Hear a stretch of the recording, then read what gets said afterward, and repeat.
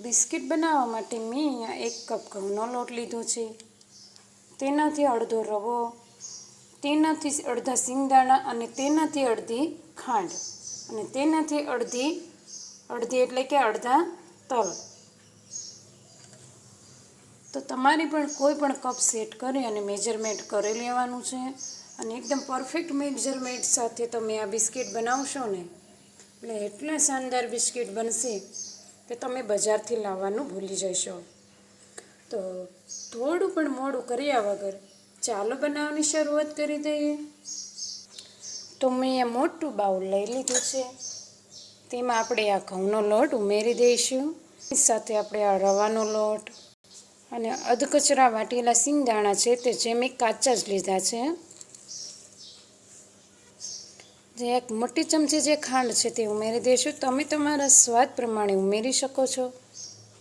અને 1 ચમચી તલ અને 2 ચમચી જેટલું ઘી લેવાનું છે, દેશી ગાયનું ઘી છે. જો તમે આમાં ઘીનો ઉપયોગ કરશો ને તો ખૂબ જ ટેસ્ટી એવા બિસ્કિટ બનીને તૈયાર થશે. તો આપણે આ 2 ચમચી ઘી લીધું છે અને બધું સરસ રીતે આપણે આ મિક્સ કરી લેવાનું છે.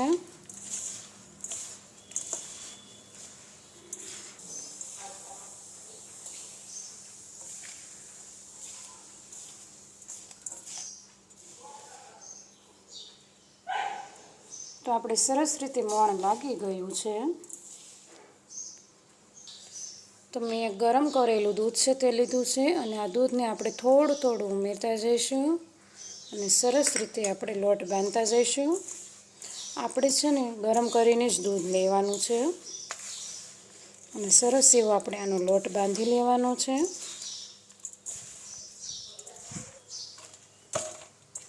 તો આપણે સરસ એવો લોટ બંધાઈ ગયો છે. તો તમે જોઈ શકો છો કે આપણે આ લોટને એકદમ ઢીલો નથી રાખવાનો અને કઠણ પણ નથી રાખવાનો.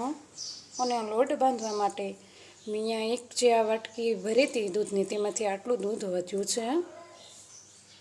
તો આ લોટને આપણે 10 મિનિટ માટે ઢાંકીને રહેવા દેવાનો છે.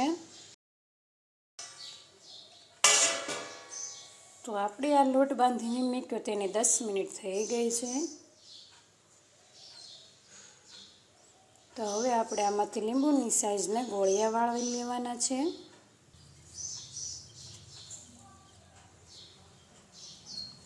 એક લુઓ લઈ અને સરસ રીતે આપણે ગોળો વાળી લઈશું.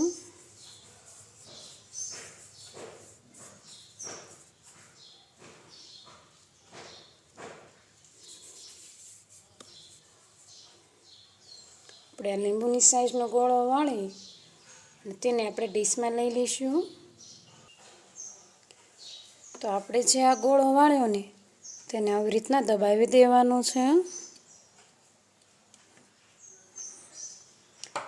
તો આપણે સરસ રીતે આ દબાવશું ને એટલે મસ્ત બિસ્કિટ જેવો આકાર પડી જશે.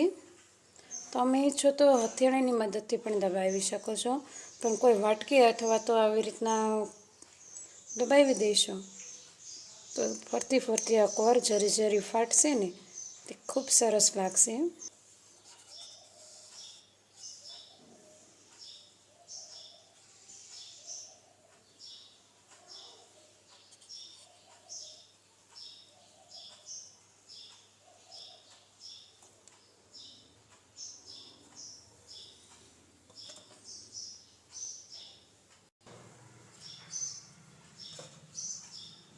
તો મેં આવી જ રીતના બધા જ પેંડા બનાવી લીધા છે, પેંડા બિસ્કિટ. તો હવે આપણે તેલ ગરમ થવા રાખી દઈશું. તો અમે અહીંયા તેલ ગરમ થવા રાખી દીધું છે. આ તેલને આપણે ગરમ થવા દઈશું. તો આ તેલ આપણે ગરમ થઈ ગયું છે તો તેમાં આપણે આ બિસ્કિટ તળાવવા માટે રાખી દઈશું.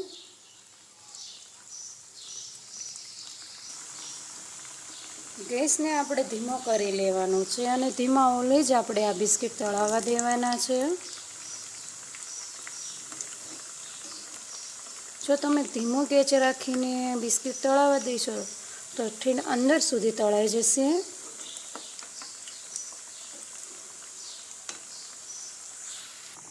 જો તમે થોડો ટાઈમ લઈને આ બિસ્કિટ બનાવશો તો બજારના બિસ્કિટ લાવવાનું ભૂલી જશો.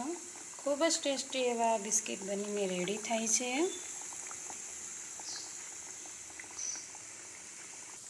3 થી 4 મિનિટ આપણે આ બિસ્કિટ ફ્રાય કરીએ તે થઈ ગયા છે. તો હવે આપણે તેને પલટાવી લઈશું, જેથી કરીને બંને સાઈડ સરસ એવા તળાઈ જાય. અને તમે જોઈ શકો છો તેલ એકદમ ધીમી આંચ ઉપર જ છે.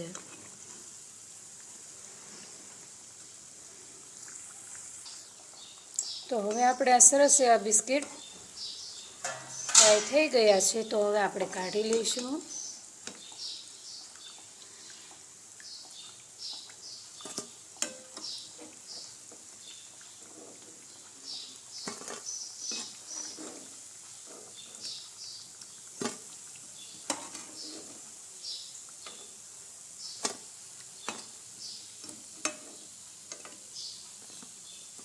તો આવી જ રીતના આપણે આ વધેલા બિસ્કિટ પણ તળી લઈશું.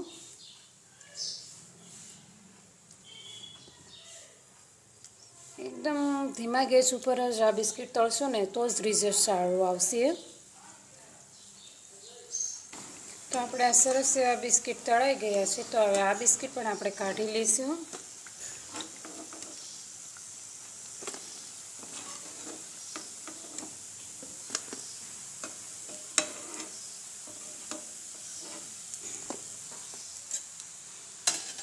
મસ્ત એવા બિસ્કિટ આપણે બનીને રેડી થયા છે.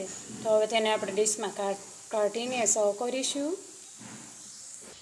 તમે તેનો અવાજ જોઈ શકો છો.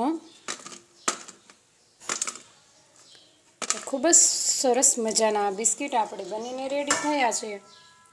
તો તમે પણ ઘરે એકવાર જરૂરથી ટ્રાય કરજો.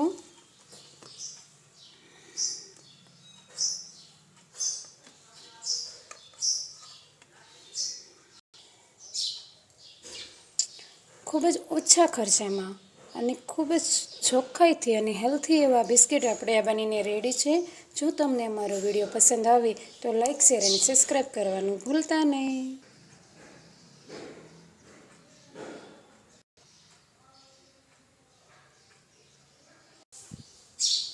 હું તમને આ એક બિસ્કિટ તોડીને પણ બતાવું છું. ખૂબ જ ટેસ્ટી એવા આ બિસ્કિટ આપણે બનીને રેડી થયા છે.